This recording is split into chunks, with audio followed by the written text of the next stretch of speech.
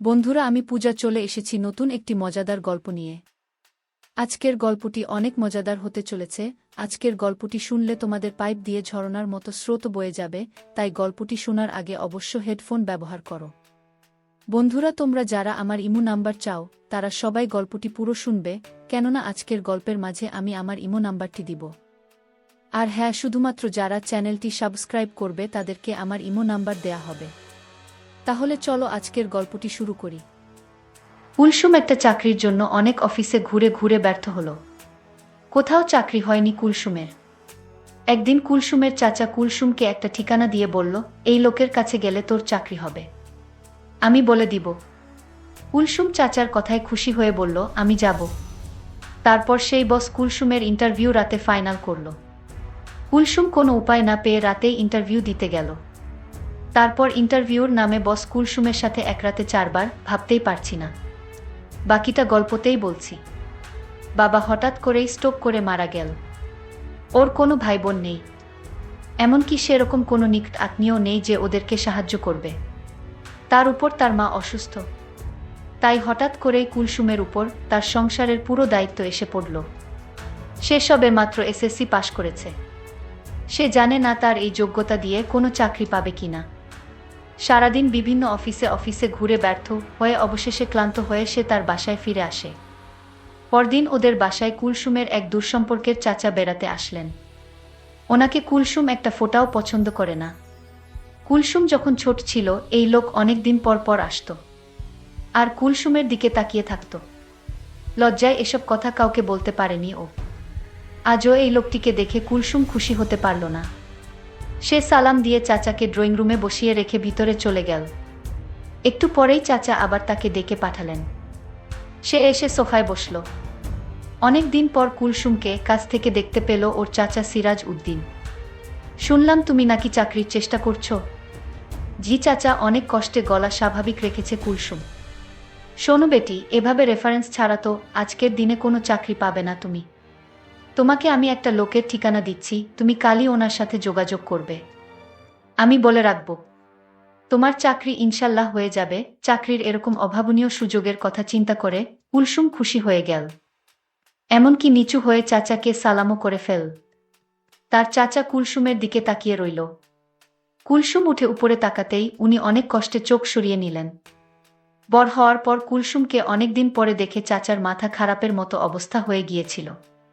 কুলসুমের মতো একই সাথে এরকম মেয়ে সচরাচর দেখা যায় না। পরদিন সকালে কুলসুম ঠিকানা অনুযায়ী উত্তরার একটা অফিসে গিয়ে দিদার নামে ওখানের ম্যানেজারের সাথে দেখা করল। কুলসুমকে এক নজর দেখেই দিদার চমকে উঠল। এদেশে এখনো এরকম মেয়ে আছে? সে নিজেও অনেক সুন্দর। বহুদিন কানাডায় ছিল সে। মেয়েটি দেখতে একদম কানাডা দেশের মেয়ের মতো। কুলসুমকে দেখে ওর তাদের কথা মনে হয়ে গেল। নিজের দেশেই যে এমন সুন্দরী মেয়ে আছে তা তার ধারণা ছিল না। মনে মনে সিরাজ সাহেবের চয়েজের প্রশংসা করল সে। মুখে বলল, সিরাজ উদ্দিন তোমাকে পাঠিয়েছেন তো মনে করো চাকরিতে এক পা দিয়েই রেখেছ, তবে তোমার নিজেকে প্রমাণ করতে হবে, বুঝেছ? জি স্যার, কুলসুম নত মুখে বলল। ভালো, তোমার মতোই মেয়ে আমাদের অফিসে দরকার। তোমার মতো মেয়ে অনেক দিন যাবৎ খুঁজেছি, পাইনি। আজ পেয়েছি। আমি আশা করি তুমি অফিসের কাজ খুব সুন্দরভাবে করতে পারবে। তাহলে আজ সন্ধ্যায় আমাদের হেড অফিসে চলে এস, ওখানেই তোমার ইন্টারভিউ হবে। সন্ধ্যায় ইন্টারভিউ? কুলসুম অবাক হয়ে যায়। আমাদের কোম্পানি সময়ের মূল্যতে বিশ্বাস করে, তাই অফিস টাইমে ইন্টারভিউ নিয়ে সময় নষ্ট করা হয় না। কোনো আপত্তি আছে তোমার? না স্যার। ওকে দেন, এই নাও ঠিকানা, ঠিক 7টার মধ্যে চলে এসো। কুলসুম ঠিকানা লেখা কাগজটা হাতে নিয়ে বের হয়ে আসে। সে দিদার সাহেবের ব্যবহারে খুশি হয়েছে।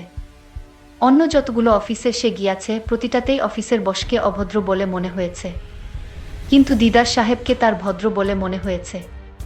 লোকটিকে ওর খুব ভদ্র বলে মনে হলো, কিন্তু সে আসলে ভদ্র নয়, সে আরও জঘন্য। সন্ধ্যায় খুঁজে খুঁজে উত্তরার অভিজাত এলাকায় এক বিশাল বাড়ির সামনে এসে দাঁড়ালো কুলসুম। দারোজান গেট খুলে ওকে সোজা 4তলায় চলে যেতে বলল। 4তলায় এক বিশাল ড্রয়িং রুমে ঢুকে কুলসুম দিদার সাহেবকে দেখে চিনতে পারল। ওনার সাথে অন্য একজন অপরিচিত লোক ছিল। সে দুজনকেই সালাম দিল, কিন্তু দুজনের কেউই জবাব না দিয়ে বলল, এত সম্মান করতে হবে না আমাদের। দিদার সাহেব যেন হঠাৎ সম্বিত ফিরে পেয়ে তাকে বসতে বলল। উনি হচ্ছেন আমার পার্টনার জসিম। দিদার কুলসুমকে অন্য লোকটার সাথে পরিচয় করিয়ে দিল। কুলসুম সোফায় গিয়ে বসতেই জসিম উঠে এসে ওর পাশে একেবারে পাশে বসল। দিদার, আপনি ঠিকই বলেছেন। কুলসুম আসলেই একজন দক্ষ মেয়ে, জসিম দিদার দিকে ফিরে বলল। কুলসুম কিছুই বুঝতে না পেরে ফ্যালফ্যাল করে তাকিয়ে রইল। জসিম আবার কুলসুমের দিকে ফিরে তাকালো। জসিম তার বাজে আচরণ করার চেষ্টা করল। এসব দেখে কুলসুম চট করে উঠে দাঁড়ালো। কি করছেন আপনারা এসব? এই বুঝি আপনাদের ইন্টারভিউ? দিদার হা হা করে হেসে উঠল। জসিমও হাসতে হাসতে বলল, আমাদের ইন্টারভিউ যদি তুমি পাশ করতে পারো তাহলে চাকরিটা তোমার কনফার্ম হয়ে যাবে। দিদার হাসি থামিয়ে কুলসুমের দিকে ফিরল। দেখো কুলসুম, এই যুগটাই হচ্ছে স্বার্থপরতার যুগ। তোমার চাকুরি দরকার, আর সে অনুযায়ী শিক্ষাগত যোগ্যতা বা অভিজ্ঞতা কোনটাই তোমার নেই। কিন্তু তোমার কাছে একটা কিছু চাওয়ার আছে। যদি তুমি আমাদের চাওয়া পূরণ করতে পারো তাহলে তোমার চাকরি নিশ্চিত হয়ে যাবে। এরপর থেকে তোমাকে আর কোনোদিন আমরা তোমার কাছে কিছু চাইব না। আমাদের এমন একটি ব্রাঞ্চে তোমার পোস্টিং হবে যেখানে আমাদের সাথে তোমার দেখাই হবে না। ভেবে দেখ, মাসে 20,000 টাকা বেতন। আমি ভেবেছিলাম কুলসুম মনে মনে খুশি হয়ে উঠবে। হাসালে দেখছি। কুলসুম বলল, দেখুন, আমি কিছু দিতে পারবো না। যদি আমার যোগ্যতা অনুযায়ী আপনারা আমাকে চাকরিটা দেন তাহলে আমার খুব উপকার হবে। অফিসের বস বলল, এটা কি মামার বাড়ির আবদার যে চাইলেই চাকরি হয়ে যাবে? তুমি যদি আমাদের কথায় রাজি থাকো তাহলে চাকরি তোমার হয়ে যাবে। এমন কথা শুনে কুলসুম খুব কষ্ট পেল। তার ইচ্ছে হচ্ছিল লোকটার গালে ঠাস করে একটা চট বসিয়ে দেয়া, কিন্তু সে সময় তার অসুস্থ মায়ের মুখখানি ওর চোখের সামনে ভেসে উঠল। আর তাই অসহায় হয়ে চাকরিটার জন্য তাদের কথায় রাজি হলো। এই তো ভালো মেয়ে, রাতে তোমার ইন্টারভিউ শেষ হওয়ার সাথেই সাথেই তোমার অ্যাপয়েন্টমেন্ট লেটার পেয়ে যাবে। এখন যেতে পারো। সন্ধ্যায় বাসা থেকে বের হওয়ার সময় ও মাকে বলে গেল যে তার নতুন চাকুরির ট্রেনিংয়ের জন্য আজ সারারাত অফিসে থাকতে হবে। ওর চাকুরি পাওয়ার খবরে মা এতই আনন্দিত ছিল যে ওনার মনে কোনো খারাপ চিন্তা এল না। কুলসুম আজ ইচ্ছেমত সেজেছে। ও এমনিতেই সুন্দরী, তার উপর আজ এভাবে সাজাতে ওকে আরো সুন্দর দেখাচ্ছে। দিদার বাসার দরজাটা গেট খুলে দিতে দিতে কুলসুমের তার অফিসের 4 তলায় গেলা। তার দিকে তাকিয়ে রইল। সে কুলসুমকে সোজা 3 তলায় চলে যেতে বলল। কুলসুমের মনের ভিতর কি চলছিল তা কেউ জানে না। অফিসের বস দুইটাও জানে না আজকে কুলসুম এমনভাবে সেজে এসেছে। তারা কুলসুমকে দেখে অবাক। কুলসুম আজ মনে মনে সিদ্ধান্ত নিল যে করে হোক চাকরিটা আমার চাই। তারপর বস্তুটিকে এমন করব সারা জীবন আমার কথা মনে থাকবে। কুলসুমকে দেখে অফিসের বস বলল, এই অফিসে তোমাকেই চাই। অফিসের বস বলল, তাহলে আমি আমার পার্টনারকে আসতে বলি। কুলসুম বলল, স্যার, আমার একটা কথা ছিল। আপনারা আমার কাছে যা চাইছেন সেটা আমি এই মুহূর্তে দিতে পারবো না। আমাকে একটু সময় দিতে হবে। বস আমার কারণ জানতে চাচ্ছে, কি কারণে এই মুহূর্তে হবে না। আমি বলেছিলাম, দেখুন, আমার মা খুব অসুস্থ, আজ আমার বাড়িতে যেতে হবে। এমনও হতে পারে মাকে আজ হাসপাতালে নিয়ে যেতে হবে।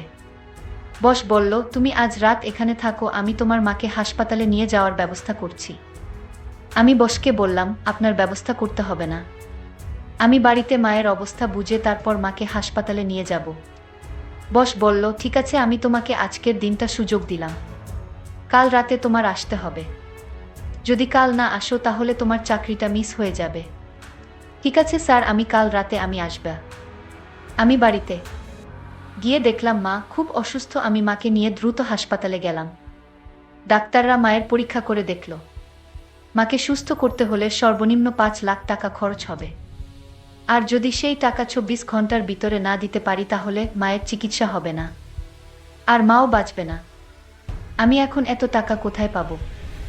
আমি মহাচিন্তায় পড়ে গেলাম। আমি কি করব বুঝতে পারছি না। আমার আপনজন বলতে কেউ নেই। আমি এখন কি করব? কোথায় যাব? কার কাছ থেকে এত টাকা পাবো? ভাবতে ভাবতে প্রায় 12 ঘন্টা চলে গেল। আমি ভাবলাম আমি অফিসের বসের কাছে যাব, কারণ তাদের তো টাকার অভাব নেই, তারা আমাকে টাকা দিবে। কিন্তু 5 লাখ টাকা তারা কি আমায় দিবে? আমি তাড়াতাড়ি অফিসের স্যারের কাছে গেলাম। অফিসের বড় বস আমায় দেখে আমার দিকে অন্যরকম দৃষ্টিতে তাকিয়ে রইল। আমি কিছু বলবো সেই সুযোগটা আমায় দিচ্ছে না। আমি বললাম, বস আপনি এভাবে কি দেখছেন? বসের হুঁশ ফিরল। আমি বসকে বললাম, আমার টাকার দরকার। ২৪ ঘন্টার ভিতরে আমি যদি কাউন্টারে টাকা জমা না দিতে পারি, তাহলে আমার মাকে বাঁচানো যাবে না। আমার পৃথিবীতে আপন বলতে কেউ নেই। আমি আপনাকে বলেছিলাম না, মা খুব অসুস্থ, আজ মাকে হাসপাতালে ভর্তি করে রেখে এসেছি। বস আমার কথা শুনে বলল, কত টাকা লাগবে? আমি বললাম, বস আমার মাকে বাঁচাতে ৫ লাখ টাকা লাগবে। বস আমার কথা শুনে বলল, এত টাকা আমি তোমায় কিভাবে দিব? আমি বসের পায়ে ধরে বললাম, বস আমার মাকে বাঁচান, আমি আপনার সব কথা রাখব। ২৪ ঘন্টার ভিতরে টাকাটা জমা না দিতে পারলে আমার মাকে বাঁচানো যাবে না। আর তাই বলছি আপনি একটা কিছু করুন। বস বলল, ঠিক আছে আমি টাকা দিব এবং তোমার মায়ের সমস্ত চিকিৎসার খরচ আমি দিব। কিন্তু তার বিনিময়ে আমি যা চাইব তাই কিন্তু তোমার দিতে হবে। আমি বললাম, বস আপনি আমাকে একবার বিশ্বাস করুন, আমি আপনার কথা রাখব, কিন্তু আমার মাকে তাড়াতাড়ি বাঁচান। ৫ লক্ষ টাকা কাউন্টারে জমা দিতে হবে।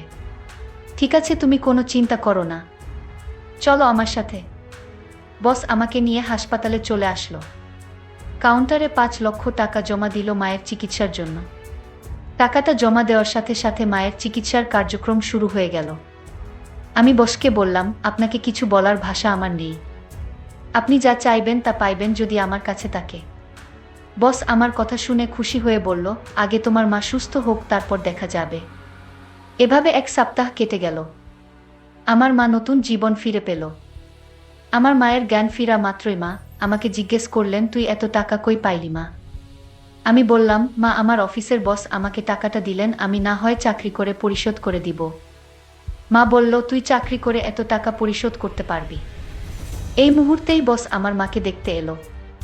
মায়ের জন্য অনেক খাবার নিয়ে আসলো আর বলল, আন্টি আপনি কোনো চিন্তা করবেন না, আমি আপনাদের পাশে আছি।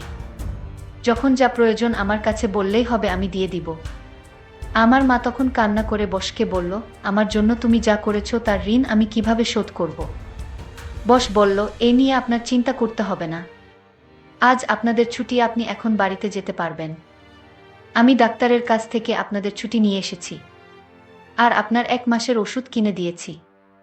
আমি মনে মনে চিন্তা করতে লাগলাম, আমার অবস্থা কি হবে। বস যে কিসের লোভে পড়ে এত যত্ন করছে মাকে তা তো আমি জানি। আমার তো খবর হয়ে যাবে। বস আমায় বলল, কি চিন্তা করছো? এখন আর কোনো ভয় নেই, তোমার মা সুস্থ হয়ে গেছে। কাল তুমি আমাদের অফিসে এসে ইন্টারভিউ দিবে। আমি বসকে বললাম, আমার আর ইন্টারভিউ লাগবে না, আর বাহানা করার দরকার নেই। আপনি যা আশা করছেন তা আপনি পেয়ে যাবেন। আর আমি চাকরিটা পেলে আপনার টাকাটা পরিশোধ করে দিব ধীরে ধীরে। আমি জানি এত বড় উপকার কেউ আমায় করবে না, কিন্তু আপনি আমায় করলেন। আমি টাকা পরিশোধ করলেও আপনার ঋণ আমি কোনোদিন দিতে পারবো না। বস বলল, ঠিক আছে আজ রাতে অফিসে চলে এসো। আমি বললাম, ঠিক আছে আপনি যান, আমি আসব। আমি বুঝতে পারছিলাম আমার সাথে কি ঘটবে, কিন্তু আমার এছাড়া কোনো উপায় নেই। আমি রাতে মাকে ওষুধ খাওয়ায় আমি মাকে বললাম, আজ রাতে আমি ফিরতে পারবো না, কারণ অফিসে অনেক কাজ আছে। আমি রাতে বসের কাছে গেলাম। বস আমায় বলল, আমার মনের ভিতর যে খারাপ উদ্দেশ্য ছিল, আমি সেই উদ্দেশ্য থেকে বের হয়ে আসলাম। কারণ তোমার মাকে দেখে আমার মায়ের কথা মনে পড়ে গেল। আমি মায়ের স্নেহ ভালোবাসা পাইনি, কারণ আমার মা ছোটবেলায় মারা গেছে। আমি তোমার মাকে বাঁচাতে পেরে আমি নিজেকে ধন্য মনে হলো। আমি তোমার উপর যত শর্ত ছিল তা আমি তুলে নিলাম। আমার কথায় যদি তুমি কষ্ট পেয়ে থাকো তাহলে আমায় ক্ষমা করে দিও। আমি বসের মুখের কথা শুনে আমার চোখে পানি এসে গেল। আমি বসকে বললাম, দেখুন আপনার জন্যই আমার মা আজ বেঁচে আছে, আর আমায় খারাপ ভাববেন না। আমি যা করছিলাম মায়ের জন্যই করছিলাম। বস তখন বলল, আমি তোমায় একটা কথা বলতে চাই। বলুন বস। আমি তোমার দায়িত্ব নিতে চাই, মানে আমি তোমাকে বিয়ে করতে চাই যদি তোমার আপত্তি না থাকে।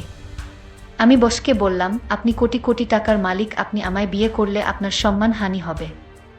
বস তখন বলল, দেখো আমার মা নেই, আমি তোমার মায়ের সেবা করে যেতে চাই, প্লিজ তুমি না করো না। আমি বসকে সেলুট দিয়ে বললাম, আপনার মতো মানুষ যদি প্রতিটি প্রতিষ্ঠানে থাকতো তাহলে কোনো মা অসুস্থ অবস্থায় মারা যেত না। ঠিক আছে, আমার কোনো আপত্তি নেই। আপনার মতো মানুষ আমার পাশে থাকলে আমার বাকি জীবনটা ভালোই কাটবে। বন্ধুরা, আজকের গল্পটি কেমন লাগলো তা অবশ্যই কমেন্ট করে জানাবেন। আর এরকম নতুন নতুন গল্প পেতে আমাদের চ্যানেলটিকে সাবস্ক্রাইব করে পাশে থাকুন। ধন্যবাদ।